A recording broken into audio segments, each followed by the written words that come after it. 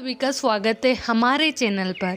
क्या आपने कभी सोचा है कि जब भी हम संकट में होते हैं या कोई इच्छा रखते हैं तो सबसे पहले ईश्वर को पुकारते हैं, लेकिन क्या सच में ईश्वर हमें सुनते हैं? क्या हमारी प्रार्थना का कोई प्रभाव होता है? और यदि होता है तो हमें स्तुति और प्रार्थना किस प्रकार करनी चाहिए? तो चलिए आरंभ करते हैं। वीडियो को अंत तक जरूर देखें। मनुष्य अपने जीवन में सुखों की प्राप्ति और दुखों की निवृत्ति के लिए अनेक प्रयास करता है, जिसमें से एक महत्वपूर्ण साधन ईश्वर की स्तुति और प्रार्थना करना है।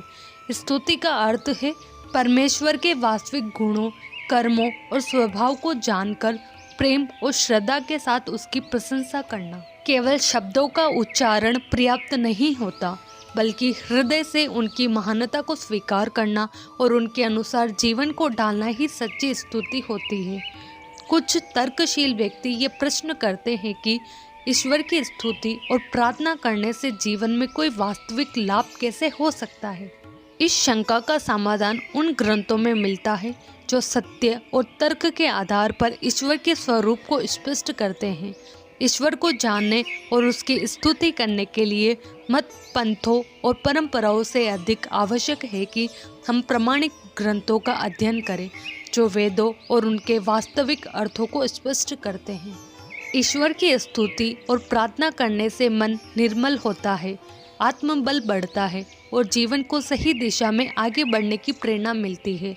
यह केवल आध्यात्मिक उन्नति का ही नहीं, बल्कि मानसिक और सामाजिक कल्याण का भी एक महत्वपूर्ण साधन है। इसलिए यदि मनुष्य अपने जीवन को श्रेष्ठ बनाना चाहता है तो उसे ईश्वर के वास्तविक स्वरूप को जानकर सच्ची स्तुति और प्रार्थना करनी चाहिए। वेद धर्म के विषय में परम प्रमाण है, जैसा कि प्राचीन धर्मशास्त्रों में कहा गया है। वेद अलौकिक ईश्वरीय ज्ञान है और संस्कृत भाषा में निबद्ध है, लेकिन संस्कृत की प्राचीनता, उसकी विशेष व्याकरण पद्धति तथा गूढ़ अर्थों के कारण अधिकांश लोग वेदों की यथार्थ आश्रय को समझने में असमर्थ रहते हैं। जो लोग लौकिक संस्कृत जानते हैं वे भी वेदों की विशिष्ट व्याकरण प्रणाली जैसे अष्टाध्यायी, महाभाष्य और निरुक्त से अपरिचित होने के कारण वेदों के गूढ़ अर्थों को सही प्रकार से नहीं समझ सकते। इसलिए ईश्वर विषयक सही ज्ञान प्राप्त करने के लिए उन प्रामाणिक अर्थों का अध्ययन आवश्यक है, जो वेदों की गहरी व्याख्या करते हैं और सत्य को तर्क की कसौटी पर प्रमाणित करते हैं। ईश्वर के गुण, कर्म, स्वभाव और स्वरूप को जानने के लिए ऐसे ग्रंथों का अध्ययन सहायक होता है, जो तर्क और प्रमाण के आधार पर विषय को स्पष्ट करते हैं। ऐसे ग्रंथों में स्तुति और प्रार्थना का महत्व भी तार्किक रूप से बताया गया है, ताकि भक्त, उपासक और साधक ईश्वर के प्रति अपनी भक्ति को सही दिशा में ले जा सके। पूर्व काल में उपासना के क्षेत्र में अनेक ब्रह्मपूर्ण मान्यताएं प्रचलित थीं और तर्क संगत दृष्टिकोण का अभाव था, जिससे कहीं शिक्षित व्यक्ति ईश्वर के अस्तित्व पर संदेह करने लगते थे। लेकिन कुछ ग्रंथों ने तर्कशील व्यक्तियों की शंकाओं का समाधान कर सत्य को प्रमाण सहित प्रस्तुत किया, जिससे उपासना के क्षेत्र में एक नया दृष्टिकोण विकसित हुआ। इन ग्रंथों के माध्यम से सत्य और ईश्वर की यथार्थ स्तुति तथा प्रार्थना का स्वरूप स्पष्ट होता है, जिससे व्यक्ति अपने आध्यात्मिक जीवन को सही दिशा में विकसित कर सकता है। यह विचारणीय है कि संसार के सभी लोगों ने अभी तक इन प्रामाणिक ग्रंथों से उतना लाभ नहीं उठाया जितना वे उठा सकते थे। यदि सत्य की खोज करने वाले अधिक लोग इन ग्रंथों का अध्ययन करें तो वे अपने जीवन को अधिक श्रेष्ठ और ईश्वर के समीप ले जा सकते हैं। ईश्वर की स्तुति करने से मनुष्य में ईश्वर के प्रति प्रेम उत्पन्न होता है, उनके गुण, कर्म और स्वभाव को जानने का अवसर मिलता है और स्वयं के आचरण में सुधार आता है। स्तुति के प्रभाव से दुर्गुण, बुरी आदतें और दुख स्वतः कम होने लगते हैं। इतिहास में महान व्यक्तित्वों का निर्माण वेदों के अध्ययन और ईश्वर की स्तुति, प्रार्थना व उपासना के माध्यम से हुआ है। जब हम ईश्वर की स्तुति करते हैं तो हम केवल उसकी महिमा का गुणगान नहीं कर रहे होते, बल्कि अपने भीतर एक ऊर्जावान और सकारात्मक बदलाव को आमंत्रित कर रहे होते हैं। यह हमारे मन को ऊंचाइयों तक ले जाती है, संकीर्ण सोच को समाप्त करती है और हमें उच्च आदर्शों की ओर प्रेरित करती है। प्रार्थना का वास्तविक अर्थ सिर्फ इच्छाओं की पूर्ति की याचना नहीं, बल्कि आत्मिक विकास और आत्म संयम की साधना है। जब हम सच्चे मन से प्रार्थना करते हैं तो हमारा अहंकार पिघलता है, हमारा मन शांत होता है और हमें जीवन में एक नई दिशा मिलती है। यह हमें याद दिलाती है कि सच्ची शक्ति और ज्ञान बाहर नहीं, बल्कि हमारे ही भीतर है। बस उसे जागृत करने की आवश्यकता है।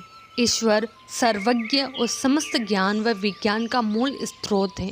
संसार में उपलब्ध सभी सत्य, विद्या और ज्ञान का आधार वही है।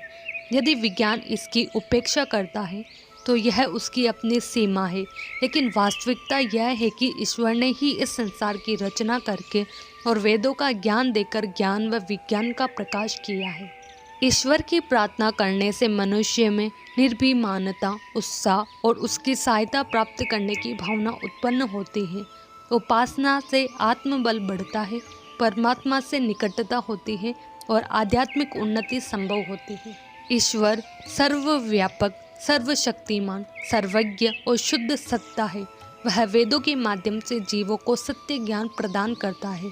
उसकी स्तुति दो प्रकार की होती है, सगुण स्तुति जिसमें उसके महान गुणों का वर्णन किया जाता है और निर्गुण स्तुति जिसमें उसे सभी दोषों से मुक्त माना जाता है।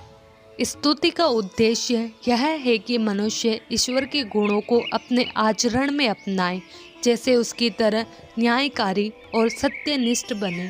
केवल शब्दों में स्तुति करना और अपने कर्मों में सुधार न लाना व्यर्थ है, क्योंकि सच्ची स्तुति वही है जो जीवन में सकारात्मक परिवर्तन लाए। ईश्वर की प्रार्थना इस प्रकार करनी चाहिए कि वह हमें ज्ञान, बुद्धि, बल, सामर्थ्य और सद्गुण प्रदान करे। वह प्रकाश स्वरूप है, इसलिए हमें भी विद्या और ज्ञान का प्रकाश दे। उसकी कृपा से हमारा मन सदैव शुभ संकल्प करने वाला बने और किसी के अहित की इच्छा न करे।